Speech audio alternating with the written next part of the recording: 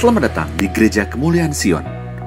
Sesuai dengan peraturan PSBB pemerintah untuk melakukan stay at home dan work from home dalam mencegah penyebaran virus COVID-19, maka kita saat ini sedang bersama-sama melakukan ibadah online. Adapun ibadah online ini sama sekali tidak mengurangi esensi dan makna ibadah kepada Tuhan yang sebenarnya.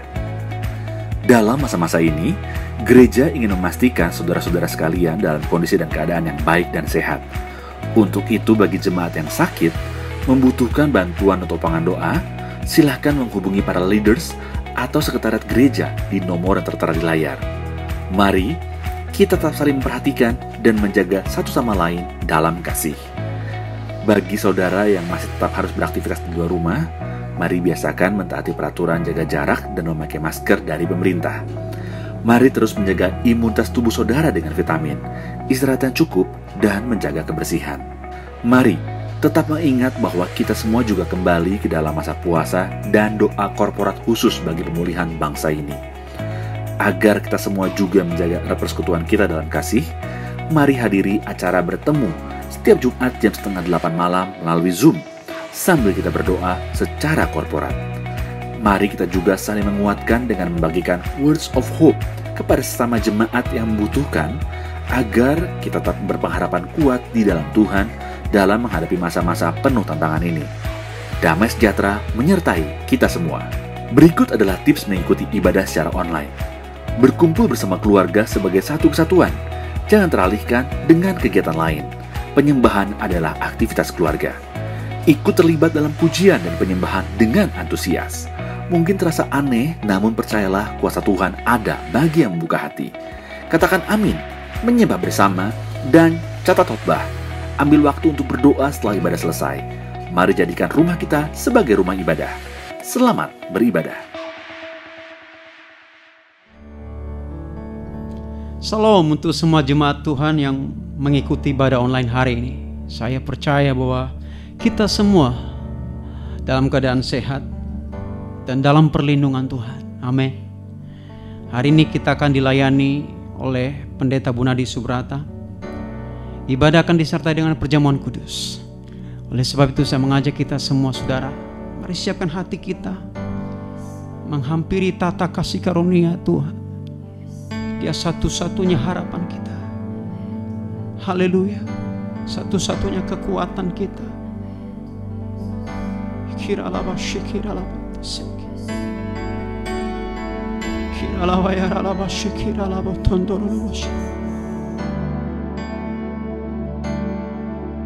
Di saat aku mulai letih Bapa, beban hidupku semakin menekan, namun ku sadari kasih karuniamu selalu ada untukku. Di saat ku mulai hilang harapan, seakan tak ada tempat berpijak, namun janji-Mu Tuhan alasanku untuk tetap berharap.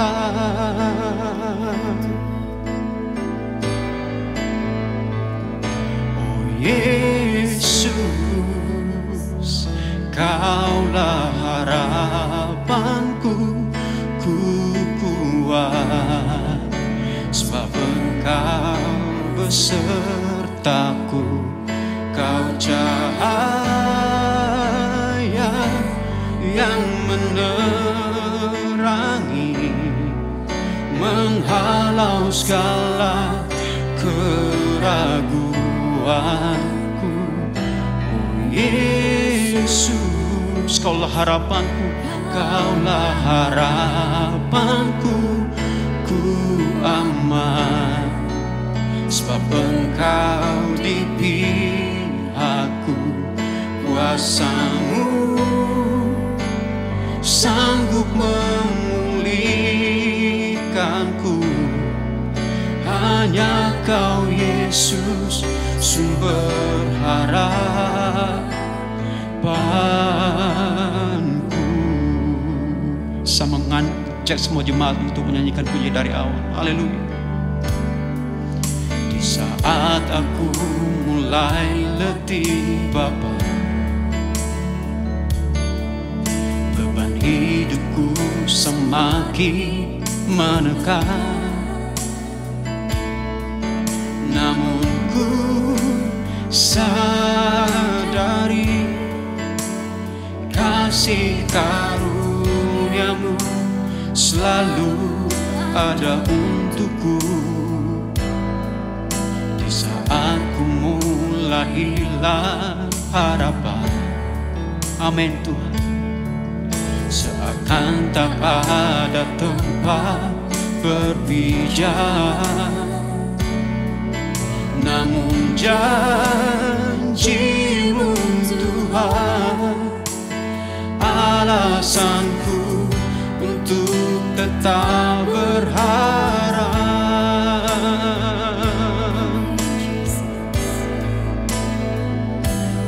Yesus, Kaulah harapanku, ku kuat sebab Engkau besertaku. Kau cahaya yang menerangi, menghalau segala keraguan. Oh Yesus, oh Yesus, amin. Kaulah harapanku, ku aman sebab Engkau di pihakku. Kuasa-Mu sanggup memulihkanku. Hanya Kau Yesus, sumber harapanku. Mari angkat suaramu, serukan nama Yesus, haleluya. Oh, oh Yesus, Kaulah harapanku, ku kuat sebab Engkau besertaku. Kau cahaya yang menerangi, menghalau segala keraguan. Haleluya, oh Yesusku, oh Kaulah harapanku, ku aman sebab Engkau di pihakku. Kuasa-Mu sanggup memulihkanku. Hanya Kau Yesus, sumber harapanku.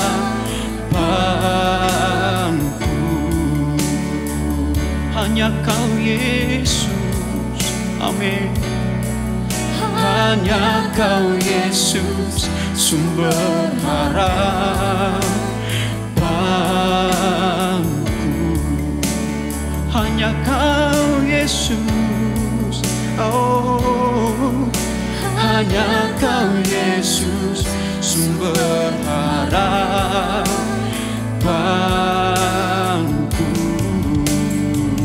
Mari sembah Tuhan, sumber harapanku. Hanya Yesus, sumber harapanku. Oh, dan ku aman, dan ku aman sebab Engkau ada di sini Tuhan. Kau besertaku, ikan rana lamoya se, indra moya naya se, sebab Engkau ada di pihak kami. Oh, hanya Engkau Tuhan, hanya Engkau Yesus, sumber kekuatan. kekuatan kami. We worship you, we worship you. Indramaya nalamaya se, Engkau yang kami tinggikan, Kau yang kami agungkan. Hanya Engkau Tuhan, hanya Engkau Tuhan. Kau pegang tangan kami, Kau pegang tangan kami. Berkata jangan takut, jangan takut, sebab Kau ada di sini. Oh, Kau ada di sini.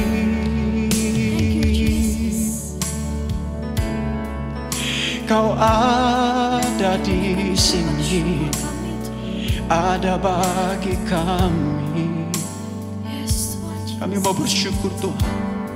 Dalam keadaan apapun kami ada saat ini, kami mau bersyukur sebab Tuhan baik. Bahkan di saat Tuhan kami ada di lembah sekalipun, kami mau tetap bersyukur. Karena kami tahu di dalam lembah sekalipun Kau ada di sana. Kasih. Give thanks with the grateful heart. Give thanks to the Holy One. Give thanks because He's given Jesus Christ, His Son. Give thanks, give thanks with a grateful heart. Give thanks to the Holy One, to the Holy One. Give thanks because He's given Jesus Christ, His Son. And now let the weak say, I am strong. Let the poor say, I am rich because of all the Lord has done for us. Give thanks. Mari ucapkan syukur di hadapan Tuhan hari ini. Mari mengucap syukur saudara. Haleluya. Give thanks with a grateful heart. Give thanks to the Holy One, to the Holy One. Give thanks because He's given Jesus Christ, His Son. Give thanks, give thanks with a grateful heart. Amen. Give thanks to the Holy One, to the Holy One. Give thanks because He's given Jesus Christ, His Son. And now let the weak say, I am strong.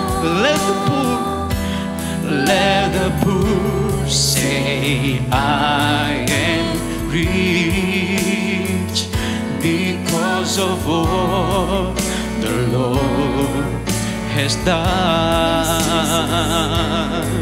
for us. And now let the weak say, I am strong. Let the poor and let the poor say, I am rich because of all the Lord has done for us. Give thanks. We give thanks to you, Lord.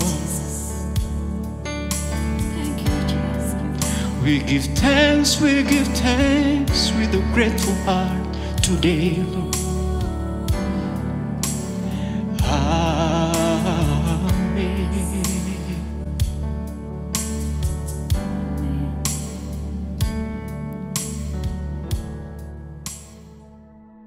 Shalom, saudara-saudara yang dikasihi Tuhan. Kita berjumpa kembali dalam ibadah online Gereja Kemuliaan Sion. Dan hari ini, setelah firman Tuhan, kita akan menerima perjamuan kudus. Oleh karena itu, mari kita siapkan hati kita dan juga siapkan roti dan anggur supaya nanti kita sudah siap untuk menerimanya. Judul khotbah saya pada hari ini adalah Hari Esok Penuh Harapan. Jadi ada sebuah kabar baik yang saya mau sampaikan kepada saudara. Hari ini saya mau berbicara tentang akhir zaman. Mengapa saudaraku? Karena dengan adanya pandemi corona ini, banyak sekali orang Kristen yang menghubungkan tentang akhir zaman. Mereka berkata bahwa dengan adanya pandemi corona ini, bahwa kedatangan Tuhan Yesus sudah sangat dekat.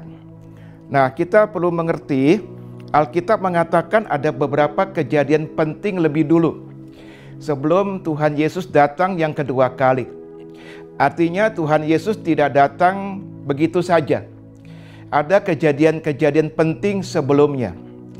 Nah, perhatikan tabel yang saya sudah buat. Di situ ada 7 kejadian penting yang akan terjadi di dunia ini sebelum Tuhan Yesus datang yang kedua kali. Yang pertama adalah kebangunan rohani di seluruh dunia. Yang kedua, berdirinya Bait Allah di Yerusalem. Yang ketiga, munculnya antikris. Yang keempat, saudara, adalah 7 tahun masa antikris yang terbagi menjadi 3,5 tahun masa kesusahan dan 3,5 tahun lagi masa kesusahan besar. Dan yang kelima adalah pengangkatan orang-orang percaya yang kita kenal dengan kata rapture. Keenam, akan terjadi perang Harmagedon. Dan baru yang ketujuh adalah kedatangan Tuhan Yesus yang kedua kali. Jadi ada 7 poin yang sangat penting kalau kita berbicara tentang akhir zaman, yaitu tentang kedatangan Tuhan Yesus yang kedua kali. Nah, pada hari ini saya tidak akan membahas semuanya tentu, tetapi saya akan berbicara tentang poin yang pertama, yaitu akan adanya kebangunan rohani di seluruh dunia. Dan ini merupakan satu kabar baik, satu good news buat kita semua, saudara-saudara. Itu sebabnya mari hari ini, walaupun di tengah pandemi corona, kita tetap semangat, kita tetap optimis bahwa hari esok penuh dengan harapan. Haleluya. Nah, selama pandemi corona ini, saudara, banyak nabi-nabi Tuhan bernubuat. Dan mereka mengatakan bahwa setelah pandemi corona ini akan terjadi kebangunan rohani. Kapan? Tentu tidak ada yang tahu. Tapi mereka bernubuat akan terjadi kebangunan rohani. Saya pun secara pribadi mendapatkan hal yang sama. Pada waktu saya berdoa, Tuhan membawa saya untuk membaca Mazmur pasal 126 yang mengatakan di situ, ketika Tuhan memulihkan keadaan Sion, maka seperti orang yang bermimpi, tanpa terasa, tiba-tiba begitu saja terjadi. Itu yang Tuhan juga taruh di hati saya mengenai kebangunan rohani. Saya aminkan itu, saudara-saudara. Nah, bicara kebangunan rohani itu banyak hal. Kebangunan rohani itu bicara tentang banyaknya jiwa-jiwa yang akan diselamatkan. Puji Tuhan. juga bicara tentang pencurahan Roh Kudus yang dahsyat, yang akan membuat jiwa-jiwa mengalami mujizat dan jiwa-jiwa akan mengalami kesembuhan. Kebangunan rohani bicara juga tentang penggenapan janji-janji Tuhan kepada umatnya. Barangkali saudara yang mendengarkan khotbah ini sedang menantikan janji Tuhan. Dalam kebangunan rohani itu juga akan terjadi penggenapan daripada janji-janji Tuhan. Kebangunan rohani juga bicara tentang kerinduan yang besar dari umat Tuhan untuk memberitakan Injil dan memenangkan jiwa. Mereka begitu antusias untuk memenangkan jiwa-jiwa bagi Tuhan. Kebangunan rohani juga bicara tentang kerinduan yang besar untuk beribadah, untuk mencari Tuhan dan menyembah Tuhan. Kebangunan rohani juga bicara tentang kehidupan umatnya yang takut akan Tuhan. Oh, mereka menjadi umat yang serius mencari Tuhan, hidupnya takut akan Tuhan. Kebangunan rohani juga bicara tentang digenapinya Yohanes pasal 14 ayat 12. Yohanes 14 ayat 12 yang berbunyi demikian. Aku berkata kepadamu, sesungguhnya barang siapa percaya kepadaku, ia akan melakukan juga pekerjaan-pekerjaan yang aku lakukan, bahkan pekerjaan-pekerjaan yang lebih besar daripada itu, sebab aku pergi kepada Bapa. Haleluya. Jadi mari kita nantikan kabar baik ini. Akan terjadi, saudaraku, kebangunan rohani yang dahsyat, yang luar biasa di seluruh dunia. Oleh sebab itu, saya beri judul khotbah saya pada hari ini, Hari Esok Penuh Harapan. Betul, hari esok kita penuh harapan. Mari kita katakan bersama-sama, hari esok penuh harapan. 2, 3. Hari esok penuh harapan. Sekali lagi, hari esok penuh harapan. Puji Tuhan, saudara-saudara. Nah, mari kita akan lihat ayat-ayat firman Tuhan tentang kebangunan rohani. Mari kita akan lihat beberapa ayat. Ayat yang sering saya sampaikan adalah dalam kitab Yoel 2, ayat 28 sampai 32. Itu saya sudah sering sampaikan dan saya tidak akan bacakan lagi. Itu bicara tentang pencurahan Roh Kudus yang luar biasa di akhir zaman ini, sebelum Tuhan Yesus datang yang kedua kali. Tetapi ada ayat lain tentunya. Saya akan bacakan di dalam Yoel 2 ayat 23. Yoel pasal 2 ayat 23. Demikian firman Tuhan. Hai Bani Sion, bersorak-soraklah dan bersukacitalah kepada Tuhan. Maaf karena Tuhan Allahmu. Sebab telah diberikannya kepadamu hujan pada awal musim dengan adilnya, dan diturunkannya kepadamu hujan pada awal dan hujan pada akhir musim seperti dahulu. Apa artinya ayat ini, saudaraku? Hujan. Apa artinya hujan? Hujan itu adalah simbol dari pencurahan Roh Kudus. Jadi ini bicara tentang pencurahan Roh Kudus. Dan Tuhan mengajarkan lewat firman-Nya ada 2 hujan di Israel. Kita perlu mengerti itu, ada 2 hujan di Israel, yaitu hujan awal dan hujan akhir. Saya ulangi, jadi ada hujan awal dan ada hujan akhir. Nah, kalau kita memahami geografi Israel, maka kita akan mengerti tentang hal ini, saudara-saudara. Nah, saya akan memperlihatkan saudaraku sebuah tabel, di mana di situ ada tabel tentang hujan awal dan tabel tentang hujan akhir. Apa beda hujan awal dengan hujan akhir? Dan apa artinya hujan awal dan apa artinya hujan akhir? Nah, kita mulai dengan hujan awal pada tabel sebelah kiri. Hujan awal itu bicara tentang turunnya hujan di bulan November atau Desember, sekitar November-Desember. Hujan awal itu adalah hujan biasa. Dan hujan awal itu adalah waktu menabur. Dan hujan awal itu adalah merupakan gambaran daripada gereja mula-mula, atau lebih tepatnya pencurahan Roh Kudus di gereja mula-mula yang dicatat di Kisah Para Rasul. Nah, sebelah kanan itu bicara hujan akhir. Hujan akhir itu turunnya di Israel itu sekitar bulan April atau Mei. Dan ini hujan bukan hujan biasa, saudaraku, tapi hujan yang lebat. Dan kalau di hujan awal itu waktu menabur, maka di hujan akhir ini adalah waktu menuai. Dan hujan akhir ini adalah gambaran daripada gereja akhir zaman, menjelang Tuhan Yesus datang yang kedua kali. Atau lebih tepatnya juga bicara tentang pencurahan Roh Kudus pada gereja di akhir zaman ini yang luar biasa. Nah, pencurahan Roh Kudus yang terjadi pada hari Pentakosta, yang adalah hujan awal, itu belum seberapa. Hujan akhir itu lebih lebat. Hujan akhir itu lebih dahsyat daripada hujan awal. Di hujan awal saja sudah begitu luar biasa terjadi. Kita membaca di Kisah Para Rasul bahwa murid-murid Tuhan dipenuhi Roh Kudus. Berbagai mujizat terjadi, kesembuhan terjadi di mana-mana. Dan ribuan jiwa diselamatkan dan dibaptis. Haleluya. Tapi satu hujan yang jauh lebih lebat.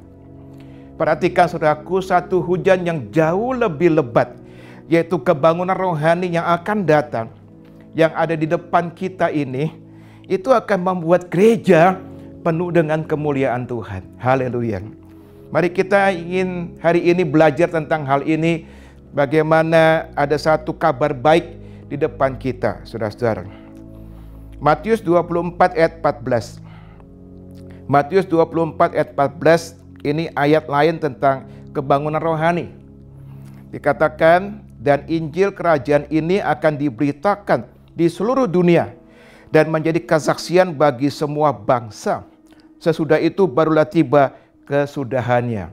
Artinya sesudah itu baru selesai, Tuhan Yesus datang untuk kedua kalinya. Nanti peran media sangat penting. Karena dikatakan di sini akan diberitakan Injil ke seluruh dunia. Berarti sampai ke pelosok-pelosok dunia. Saya percaya bukan hanya fisik, tapi media akan berperan penting dalam mengabarkan kabar baik ini. Nah, saudara juga bisa nanti membaca mengenai kebangunan rohani. Itu di dalam kitab Hagai pasal 2 ayat 10. Hagai pasal 2 ayat 10. Dan Yesaya pasal 30 ayat 26. Yesaya pasal 30 ayat 26. Saudara-saudara, kita semua tentu mengharapkan ini terjadi. Kebangunan rohani yang dahsyat ini. Makanya biarlah di tengah-tengah masa sulit ini, di tengah-tengah pandemi corona ini, kita jangan sampai frustrasi, kita jangan sampai stres, ketakutan yang berlebih-lebihan, tapi kita optimis bahwa di depan kita ada kabar baik yang luar biasa, bahwa Tuhan akan melawat gerejanya. Haleluya. Nah, saudara, saya melangkah lebih jauh, perhatikan. Nah, bicara tentang kebangunan rohani, ternyata ada sebuah pola daripada Tuhan.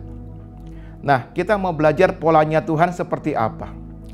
Seringkali sebelum kebangunan rohani itu datang, sebelum kebangunan rohani itu muncul, maka Tuhan mendatangkan krisis lebih dulu.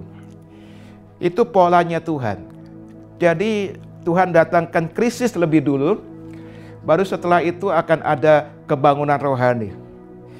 Nah, sekarang ini kita sedang mengalami krisis.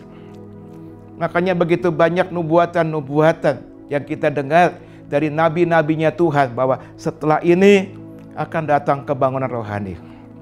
Saya ambil contoh beberapa. Yang pertama adalah keluarnya bangsa Israel dari perbudakan Mesir. Mereka dalam perbudakan Mesir selama 430 tahun.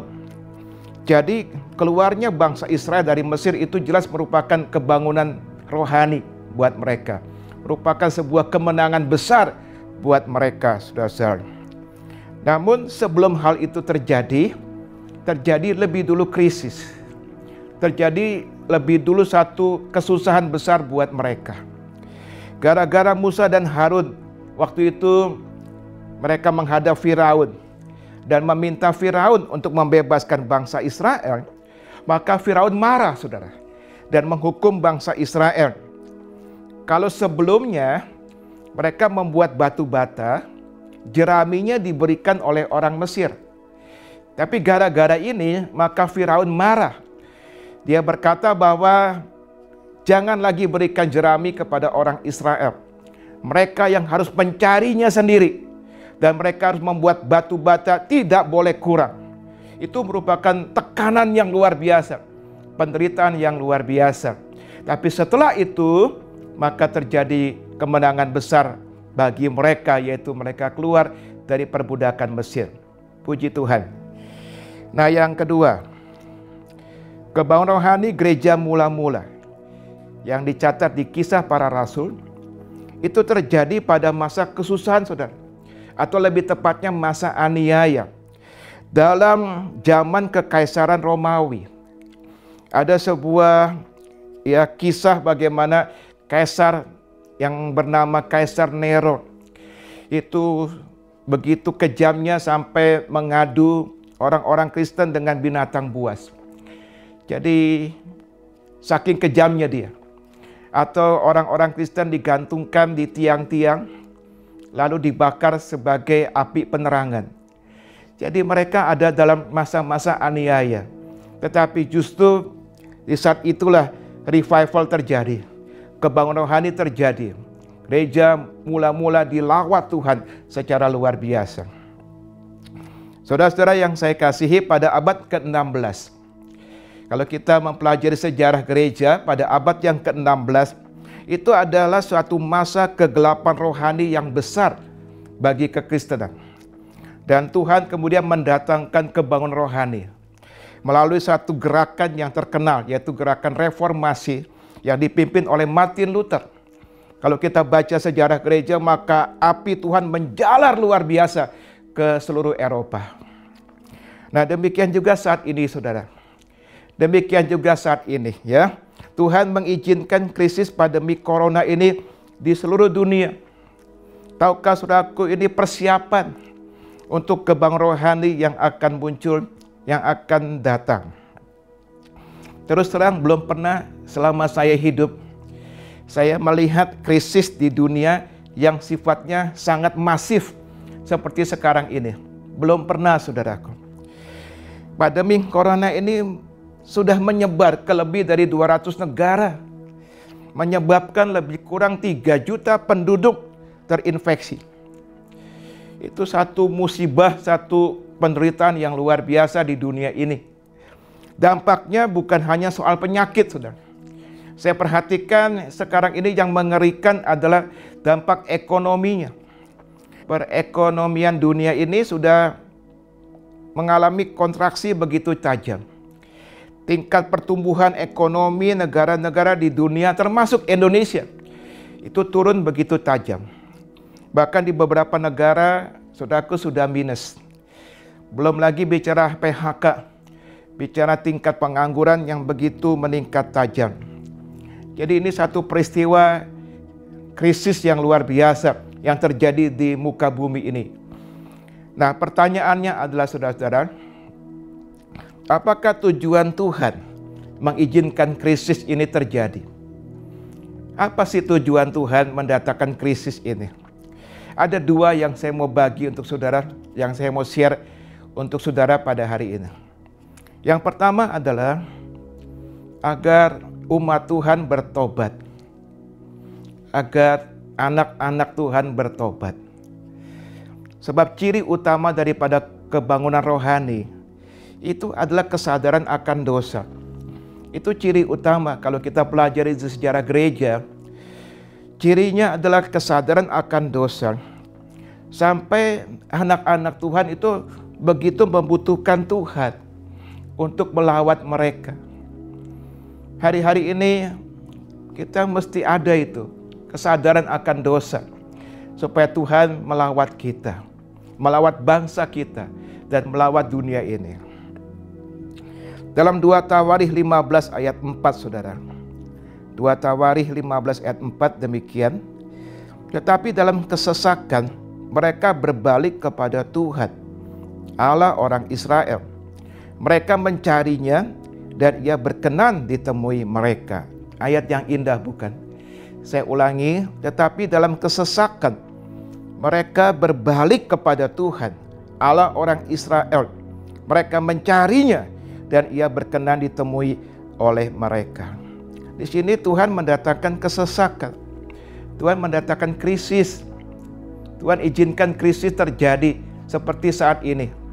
Dengan tujuan apa? Supaya kita berbalik kepada Tuhan. Supaya umatnya berbalik kepada Tuhan. Kita berbalik dari jalan yang salah, kembali kepada jalan yang benar, saudara-saudara.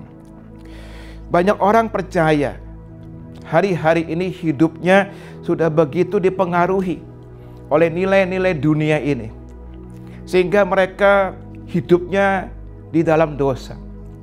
Ada banyak nilai-nilai yang ada di dunia ini yang begitu mempengaruhi anak-anak Tuhan. Dan hari ini saya akan membagi dua saja. Yang pertama, yang dikenal dengan materialisme. Apa itu? Yaitu ada satu nilai-nilai di dunia ini yang menekankan ya, bahwa kesuksesan hidup itu, kebesaran hidup ini, itu diukur dengan materi. Diukurnya dengan uang. Diukurnya dengan kedudukan. Sehingga banyak orang akhirnya menghalalkan segala macam cara untuk memperoleh semuanya ini. Misalkan dengan apa? Dengan korupsi, dengan menipu, dengan memanipulasi, mengorbankan bahkan saudara dan teman sendiri demi memperoleh semuanya ini. Dan tahukah saudaraku, hal ini semuanya merupakan dosa di mata Tuhan. Yang kedua, ada yang dikenal dengan nama hedonisme. Nilai-nilai dalam dunia ini yang menekankan bahwa tujuan hidup manusia adalah senang-senang. Kenikmatan hidup, kesenangan hidup yang dicari. Hal ini menyebabkan apa? Merebaknya seks bebas. Seks di luar pernikahan. Gampang sekali ya bercerai, lalu menikah lagi.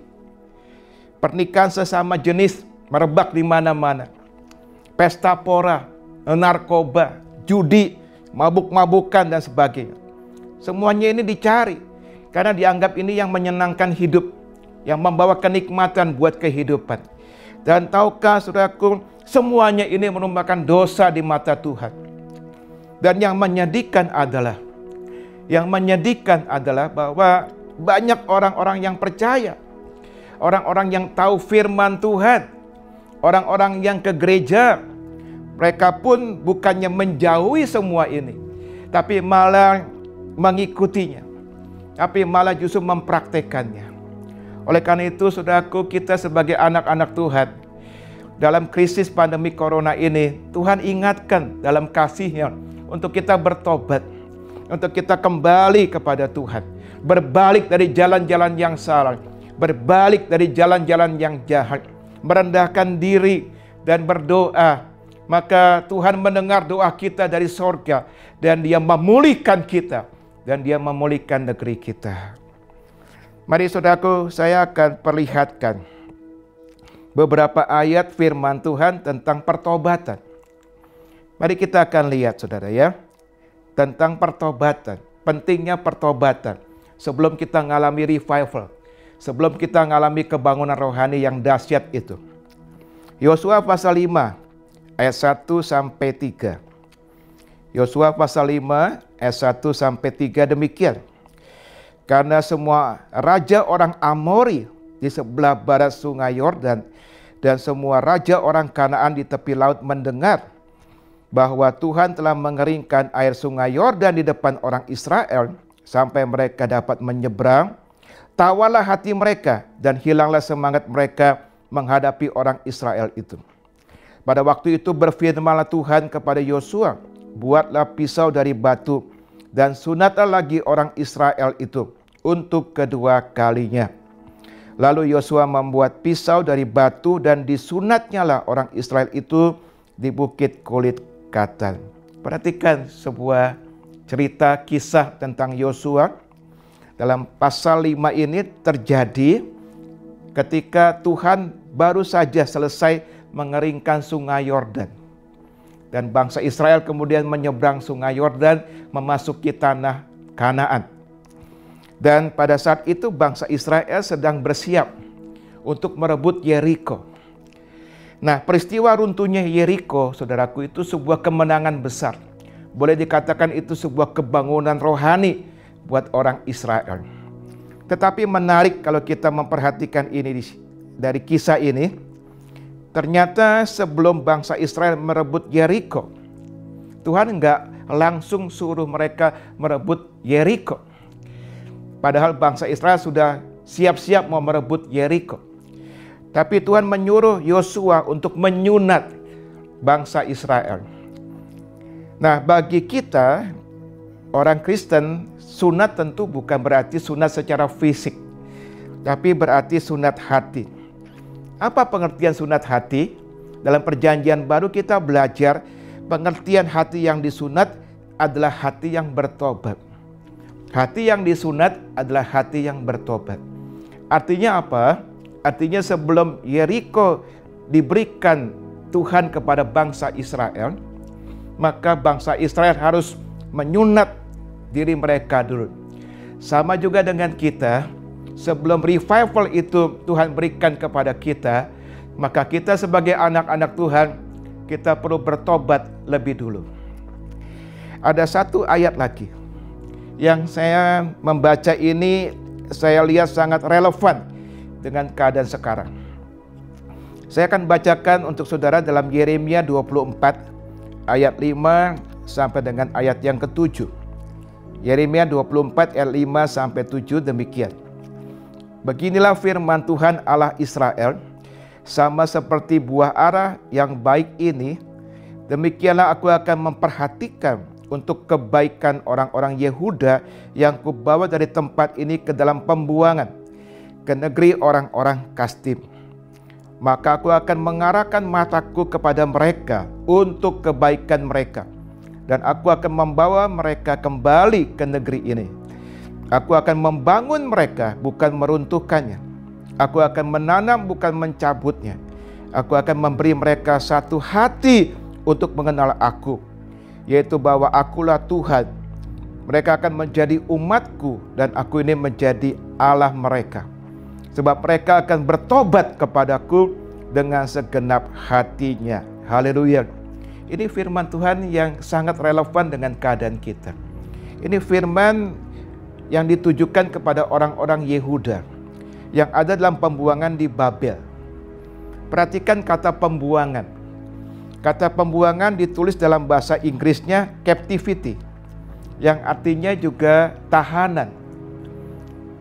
Menarik kata tahanan. Bukankah kita sekarang ini sedang dalam tahanan? Bukan di penjara, tapi di rumah kita masing-masing. Kita sedang dalam tahanan di rumah kita masing-masing. Nah, jadi ayat ini sangat relevan dengan keadaan kita. Ada 6 hal dari ayat ini yang saya mau sampaikan kepada saudara yang sangat relevan dengan diri kita dan keadaan kita masing-masing. Nah, inti daripada ayat tadi, yaitu Yeremia 24 ayat 5 sampai 7, saya bagi menjadi 6 hal. Yang pertama, saudaraku, Tuhan membawa kita ke dalam tahanan di rumah sendiri. Yang kedua, kalau kita pelajari ayat ini, Tuhan melakukannya untuk kebaikan kita. Jadi kita disuruh di rumah itu untuk kebaikan kita. Yang ketiga, Tuhan ingin membangun. Dikatakan tadi ayatnya, Tuhan ingin membangun, bukan meruntuhkan. Membangun apa? Membangun rohani kita.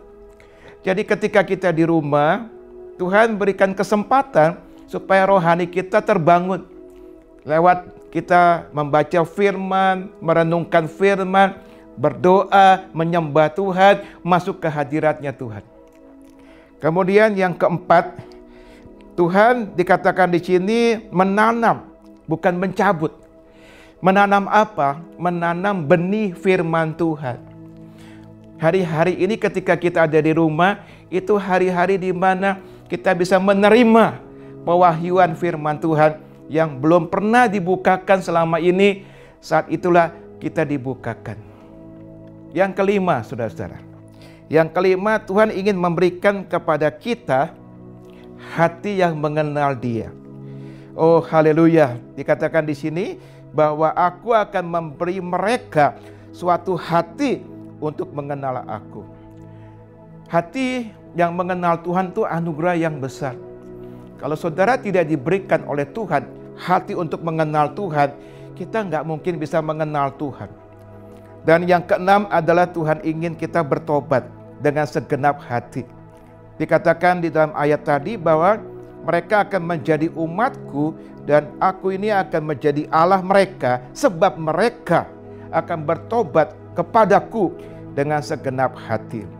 Jadi ada 6 hal yang merupakan inti daripada ayat-ayat tadi yang relevan dengan keadaan kita sekarang. Saudara-saudara, mengapa Tuhan ingin kita bertobat? Saudara-saudara, mengapa Tuhan ingin kita bertobat? Karena Dia sangat mengasihi kita. Karena kasih-Nya sangat besar kepada kita. Jangan pernah ragukan kasih Tuhan kepada kita. Tuhan bukannya kejam, jahat, mengizinkan pandemi corona ini, tetapi karena Tuhan mengasihi kita. Supaya lewat krisis ini, saudara dan saya, semuanya kita bertobat. Kita merendahkan diri kita kepada Tuhan, supaya Tuhan memulihkan kita. Mengapa, saudaraku? Karena seperti tadi saya sampaikan di awal, salah satu kejadian penting di akhir zaman ada pengangkatan orang-orang percaya. Akan ada pengangkatan orang-orang percaya sebelum Tuhan Yesus datang yang kedua kali. Dengan kondisi rohani sekarang, perhatikan saudara, dengan kondisi rohani dari orang-orang yang percaya saat ini, seandainya pengangkatan itu terjadi sekarang, rapture itu terjadi sekarang, maka perhatikan, akan begitu banyak orang-orang yang percaya enggak siap. Artinya mereka tidak akan ikut diangkat. Dalam kasih-Nya Tuhan ingin kita diangkat. Dalam kasih-Nya Tuhan ingin kita selamat. Makanya Dia ingin kita bertobat lebih dulu. Kita berbalik dari jalan-jalan yang salah. Berbalik dari jalan-jalan yang jahat, saudara. Saya mau katakan begini, pandemi corona ini bukan karena Tuhan kejam, tapi ini merupakan cambuk kasih-Nya Tuhan. Karena dasarnya adalah kasih. Dia mencambuk kita supaya kita bertobat, kita berbalik kepada Tuhan, dan kita kembali dalam pelukan kasih-Nya Tuhan, menerima berkat-berkat yang sejati yang Tuhan sediakan bagi kita. Haleluya. Dan yang kedua, kalau yang pertama tadi agar umat-Nya bertobat, yang kedua adalah agar umat-Nya berjumpa dengan Tuhan. Bukan hanya bertobat, tapi Tuhan ingin kita mengalami perjumpaan dengan Tuhan. Tuhan ingin kita mengenal Tuhan lebih dalam lagi.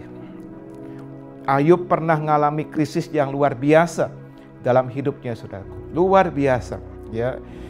Sebelum mengalami krisis, ternyata ia belum pernah mengalami perjumpaan dengan Tuhan. Belum pernah. Dia belum mengenal Tuhan secara sepenuhnya.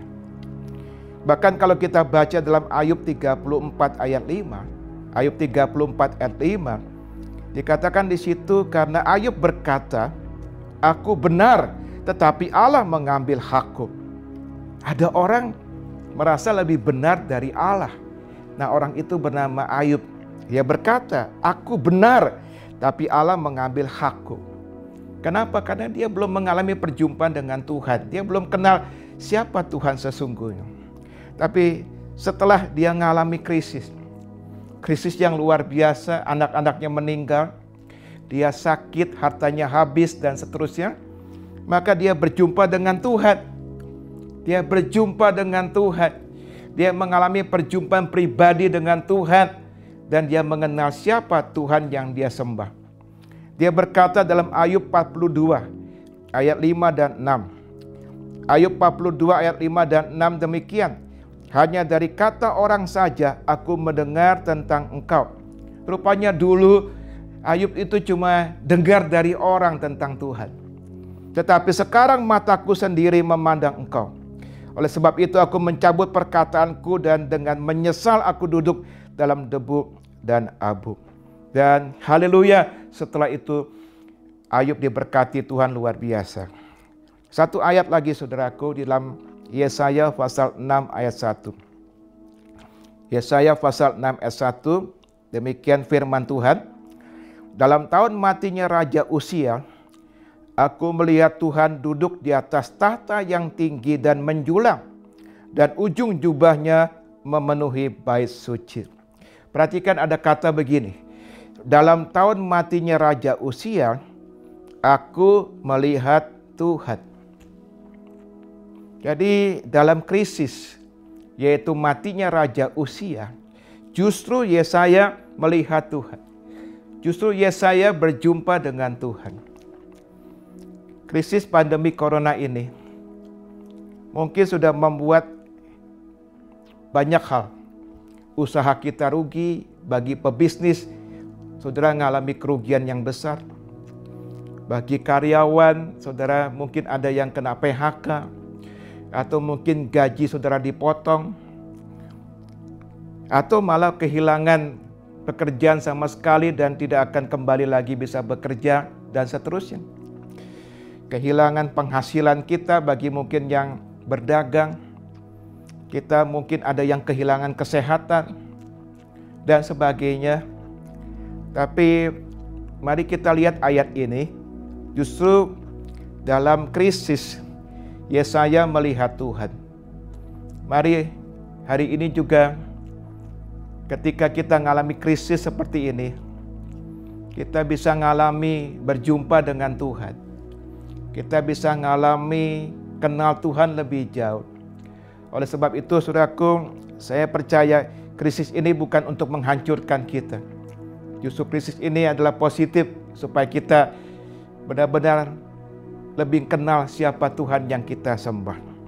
Krisis ya untuk membuat kita bertobat, untuk berbalik kepada Tuhan. Krisis untuk membuat kita mengenal Tuhan lebih dalam lagi. Krisis sebagai persiapan datangnya kebangunan rohani yang dahsyat sebelum Tuhan Yesus datang yang kedua kali. Dan krisis juga untuk mempersiapkan kita menjadi umat Tuhan yang dewasa dan siap pada satu hari kita akan diangkat oleh Tuhan. Oleh karena itu mari kita katakan bersama-sama pada akhir daripada khotbah saya ini, krisis untuk mempersiapkan hari esok penuh harapan. Krisis untuk mempersiapkan hari esok penuh harapan. Mari kita katakan sama-sama dengan semangat, dengan penuh optimis. 2, 3. Krisis untuk mempersiapkan hari esok penuh harapan. Sekali lagi, krisis untuk mempersiapkan hari esok penuh harapan. Biarlah hari ini kita menyikapi dengan positif semua yang terjadi saat ini, yaitu krisis. Karena di depan kita ada good news, ada kabar baik, yaitu akan adanya lawatan Tuhan yang luar biasa atas kita semua. Tuhan Yesus memberkati. Mari kita tundukkan kepala, kita berdoa, saudara-saudara. Tuhan, kami mau belajar polanya Tuhan. Seringkali sebelum Engkau melawat umat-Mu, Engkau izinkan tekanan, Engkau izinkan krisis yang harus kami hadapi lebih dulu. Hari-hari ini kami sedang mengalami satu keadaan yang sangat sulit. Satu krisis di muka bumi ini. Tapi hari ini kami belajar Tuhan. Kami mau lihat ini dari kacamata Tuhan. Dari sudut pandangnya Tuhan. Bahwa ini sebagai persiapan sesuatu yang besar yang Tuhan sedang kerjakan untuk kami semua. Di balik krisis ini akan ada revival. Di balik krisis ini akan ada kemenangan besar. Di balik krisis ini akan ada banyak jiwa-jiwa dimenangkan. Di balik krisis ini akan ada kesembuhan di mana-mana. Di balik krisis ini akan ada mujizat demi mujizat terjadi.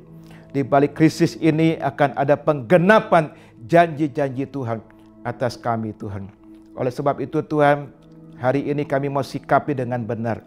Kami mau tetap bersyukur di tengah-tengah pandemi corona ini. Kami tetap memelihara sukacita kami, memelihara damai sejahtera kami, sehingga kami tidak ketakutan berlebih-lebihan.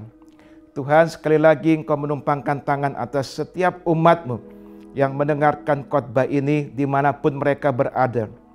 Biarlah Tuhan yang sakit, Tuhan jamah, Engkau menyembuhkan mereka yang sakit, yang sedang berbeban sangat berat oleh karena pandemi corona ini. Tuhan menjamah mereka, Tuhan berikan kasih karunia-Mu bagi mereka, sehingga mereka mampu menghadapi semuanya itu dengan kuat, dengan tegar, dan tetap mengucap syukur. Terima kasih Tuhan Yesus, terpuji nama-Mu. Di dalam nama Tuhan Yesus kami sudah berdoa. Haleluya. Amin. Saudara-saudara terkasih, kita sudah mendengarkan firman Tuhan. Saya berdoa supaya ini menjadi rema buat kita semua. Dan sebentar lagi kita akan menerima perjamuan kudus. Kita minta ampun akan dosa-dosa kita, biar Tuhan layakkan kita untuk menerima perjamuan kudus. Dan kita beriman, nanti roti dan anggur yang akan kita terima itu akan menjadi tubuh dan darah Tuhan Yesus. Dan kita akan bersekutu bersama-sama dengan Dia. Dan sebelum kita menerima ini, kita akan menyanyi sebuah lagu bersama-sama. Pengorbananmu sungguh besar Tuhan.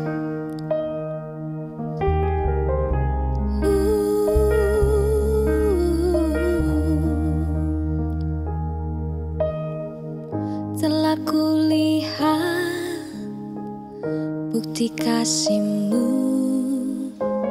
Kau menderita gantikanku.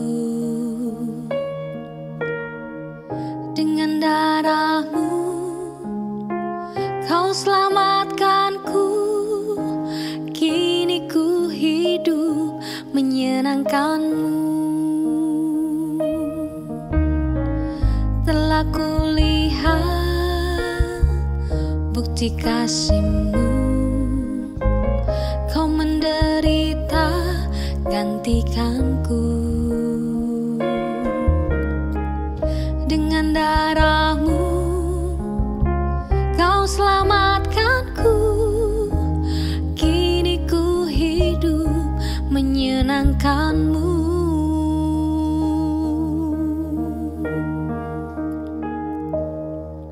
Terlalu besar kasih-Mu Bapa, pengorbanan yang Kau berikan bagiku. Terlalu mahal darah-Mu Yesus, tercurah untuk menebus hidupku.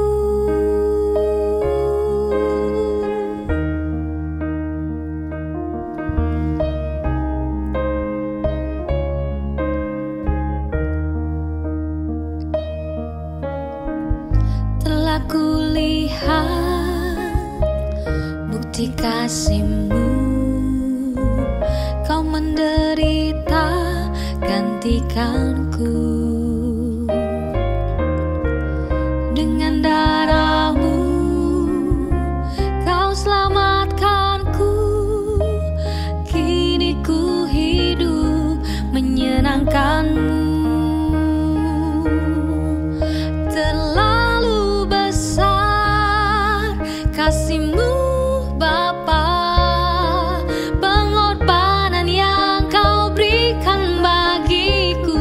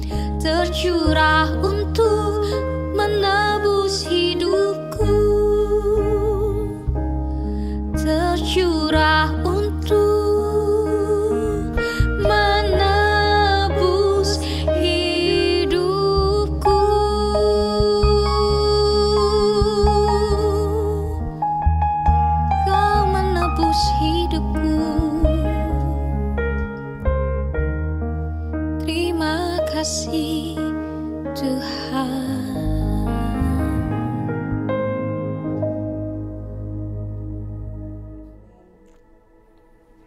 Puji Tuhan, haleluya. Mari kita siapkan hati, kita ambil roti di tangan kanan kita dan kita angkat. Kita dengarkan firman Tuhan.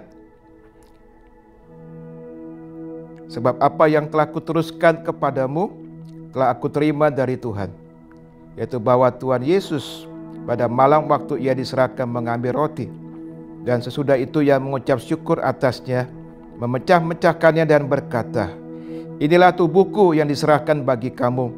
Perbuatlah ini menjadi peringatan akan aku. Mari kita makan bersama-sama dalam nama Tuhan Yesus.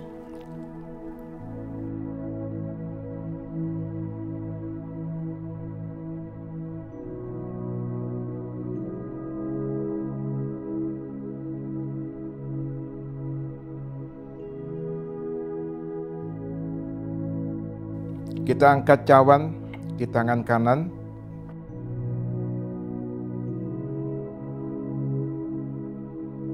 Demikian juga yang mengambil cawan sesudah makan lalu berkata, cawan ini adalah perjanjian baru yang dimeteraikan oleh darahku. Perbuatlah ini setiap kali kamu meminumnya menjadi peringatan akan aku. Mari kita minum bersama-sama dalam nama Tuhan Yesus.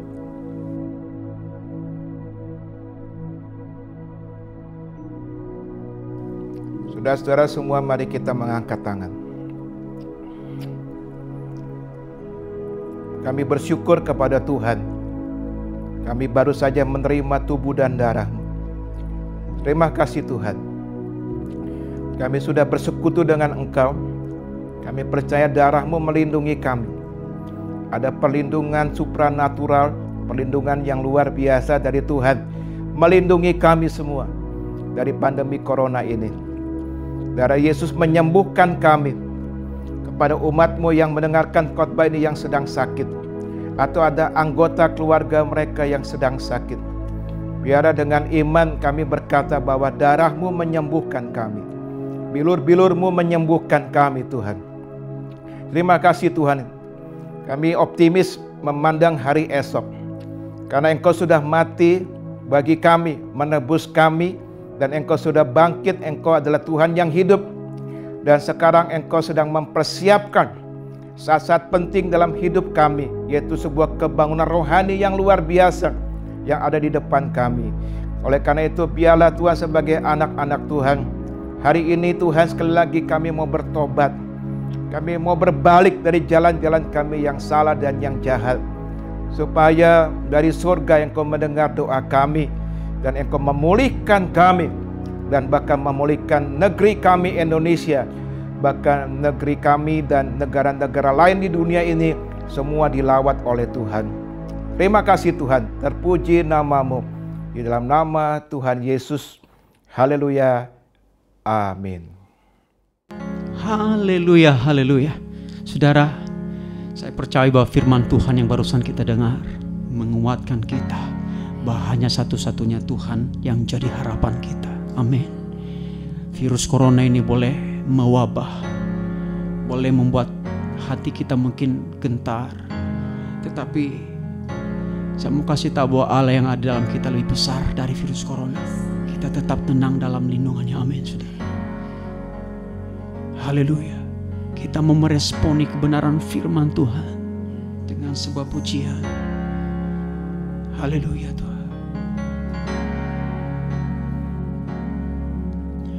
Firman-Mu berkata Kau besertaku, maka kuat roh dan jiwaku. Tangan-Mu Tuhan selalu ku nantikan, di setiap langkah ku percaya.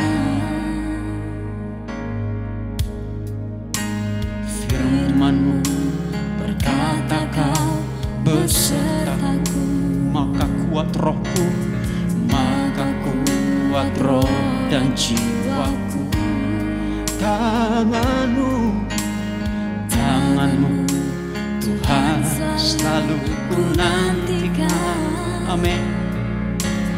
Di setiap langkah ku percaya, dengan sayap-Mu ku akan terbang tinggi. Di tengah badai hidup ku tak menyerah. Kau kekuatan dan perlindungan bagiku, pertolonganku.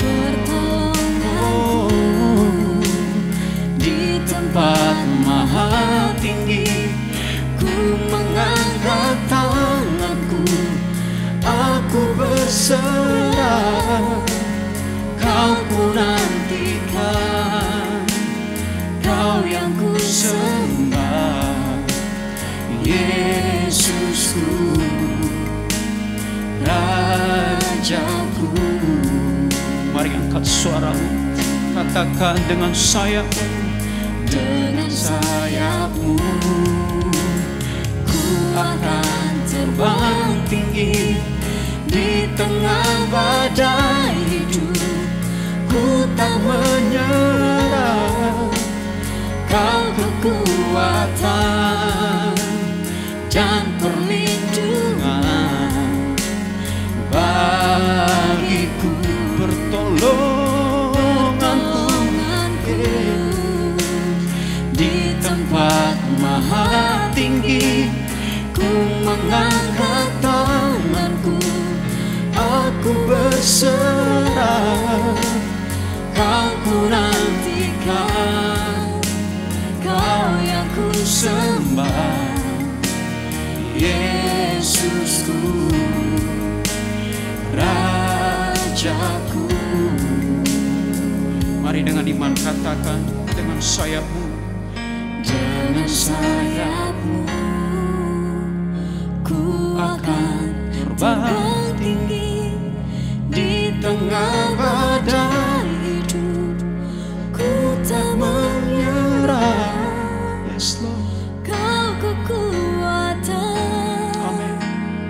dan perlindungan bagiku, pertolonganku. Di tempat maha Kami tinggi mengangkat tangan kami. ku mengangkat tanganku, Yes. aku berserah. Kau ku nantikan, Kau yang ku sembah, Yesusku, Rajaku. Kau ku nantikan, Kau Rajaku, Kau yang kami sembah selamanya. kekuatan kami Tuhan. Kau perlindungan kami, Yes. Kau yang kami nantikan. Tak ada yang lain, Kau sendiri Tuhan. Kau sendiri yang kami harapkan, yang kami Tiada yang nantikan. lain Tuhan, Sumber Tiada yang perlindungan lain, kami. Kau Oh, kekuatan kami. kiramo ya nalamaya se, Kau perlindungan kami Tuhan. kinamaya se. Haleluya. Oh, orang yang menanti-nantikan Tuhan, mereka seumpama Raja Wali yang naik terbang tinggi dengan kekuatan saya. Mereka berlari dan tidak menjadi lesu. Mereka berjalan dan tidak menjadi lelah. Kami mau menantikan Tuhan. Ya Tuhan Yesus. Kami mau menantikan. Oh, kiralah Yesus. Kami menantikan Tuhan, Sang Pembela kami, Sang Penolong hidup kami.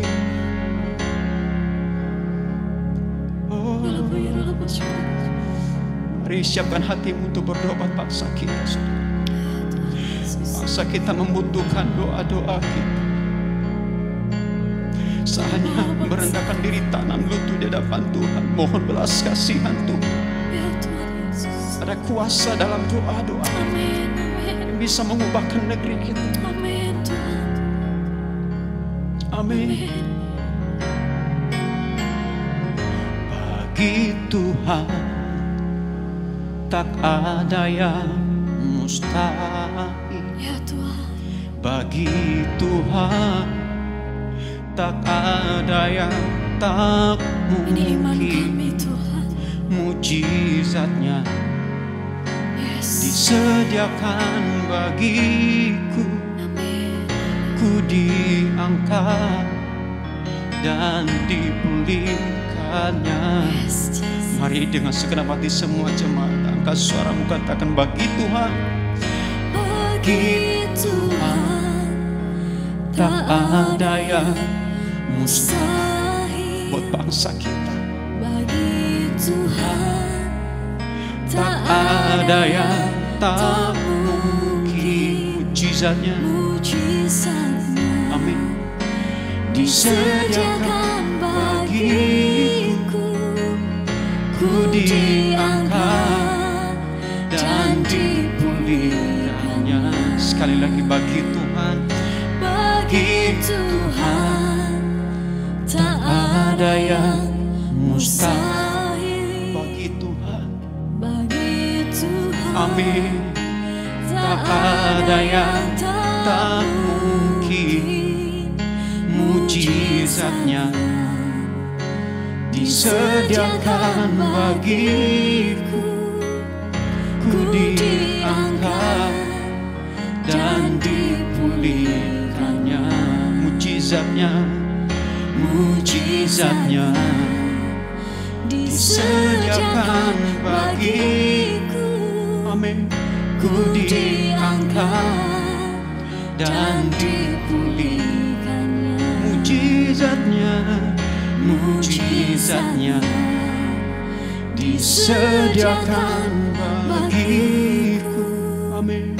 Ku diangkat dan dipulihkannya. Biarlah Tuhan pulihkan bangsa kami. Amin Tuhan. Ini doa kami. Ya Tuhan Yesus. Haleluya. Amin. Bapa, di dalam nama Tuhan Yesus, kami ucap syukur buat siang hari ini, di mana kami boleh Tuhan mendengar firman-Mu Tuhan. Biarlah firman-Mu itu menjadi kekuatan bagi kami umat-Mu Bapa. Bapa, kami saja bersyafaat buat bangsa kami Indonesia, dari Sabang sampai Merauke, dari Sangatta Laut sampai Pulau Lote Tuhan. Kami minta lawatan-Mu atas bangsa kami Tuhan. Curahkan api kemuliaan-Mu Tuhan atas negeri kami. Hujan pertobatan, hujan keselamatan terjadi di bangsa kami Bapa. Kami juga berdoa buat daripada pemimpin negeri kami Tuhan, dari presiden sampai para menteri Tuhan, anggota DPR, MPR, TNI, Polri, seluruh jajaran pemerintah daerah, dari gubernur sampai RT RW di seluruh negeri ini, dari Sabang sampai Merauke. Kami minta Tuhan curahan urapan-Mu turun atas mereka. Biarlah Tuhan, biar hikmat marifat-Mu turun atas mereka, sehingga keputusan mereka itu berasal daripada Engkau Tuhan. Bapa, berkati ekonomi bangsa kami. Biarlah ekonomi bangsa kami tetap stabil, kondusif Tuhan, karena kami percaya ada tangan Tuhan yang menopang bangsa kami. Untuk itu kami serahkan negeri kami dalam tangan Tuhan. Jadilah kehendak-Mu atas bangsa kami. Biarlah kerajaan-Mu ada di tengah-tengah negeri kami Indonesia. Kami berdoa buat kekayaan alam bangsa ini Tuhan. Oh, baik migasnya juga Tuhan, Kau tutup bungkus dengan kuasa darah-Mu. Tuhan pelihara dengan sempurna Bapa. Bapa, kami juga berdoa buat tenaga medis Tuhan, pada dokter, juru rawat, bahkan sampai klinis servis Tuhan, dimanapun mereka menangani pasien-pasien COVID di seluruh rumah sakit, rujukan-rujukan COVID. Kami berdoa di dalam nama Yesus, urapi mereka, tutup bungkus mereka dengan kuasa darah-Mu, sehingga kuasa virus, bakteri, kuman apapun tidak berkuasa atas tubuh mereka, karena ada darah anak domba dalam kehidupan mereka. Berkati keluarga mereka Tuhan. Kami juga berdoa buat pasien-pasien terpapar COVID di seluruh Indonesia, dimanapun mereka berada Tuhan. Biarlah orang-orang yang belum diselamat Tuhan Engkau mendatangi Tuhan. Oh Tuhan, bahkan yang sakit Tuhan Engkau sembuhkan Bapa. Kami percaya Tuhan, badannya akan berlalu Tuhan, karena Kau punya rencana indah di tengah-tengah pandemik ini Bapa. Kami serahkan negeri kami dalam tangan Tuhan. Kami serahkan pemerintahan kami dalam tangan Tuhan. Kami serahkan kain alam bangsa ini, ekonomi, politik dalam tangan Tuhan. Roh Tuhan ada di bangsa kami. Oh, damai sejahtera-Mu turun atas bangsa kami. Saya akan juga berdoa buat seluruh pemimpin-pemimpin negara Tuhan yang sedang menangani COVID. Berikan mereka hikmat kekuatan-Mu Tuhan. Berkati negara mereka, berkati warga negara mereka di dalam nama Yesus. Terima kasih Bapa.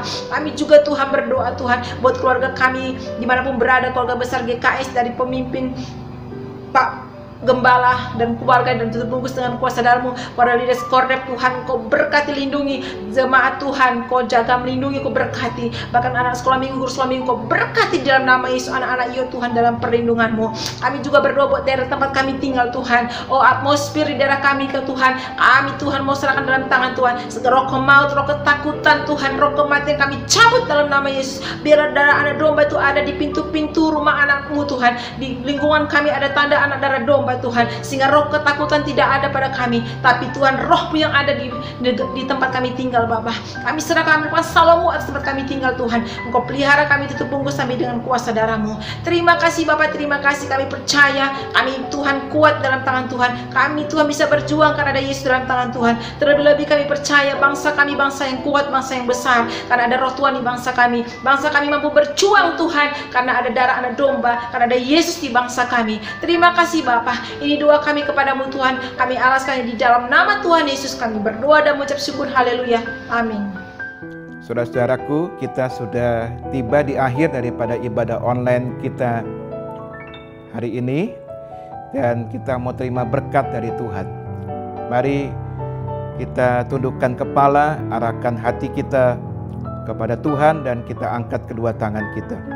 Terimalah berkat yang besar dari Allah Bapa, cinta kasih dari Tuhan Yesus, dan persekutuan bersama Roh Kudus menyertai kita semua mulai hari ini sampai selama-lamanya.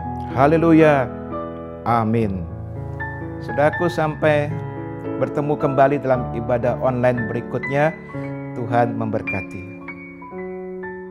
Sampai jumpa di ibadah online minggu depan. Selamat hari Minggu. Tuhan Yesus memberkati.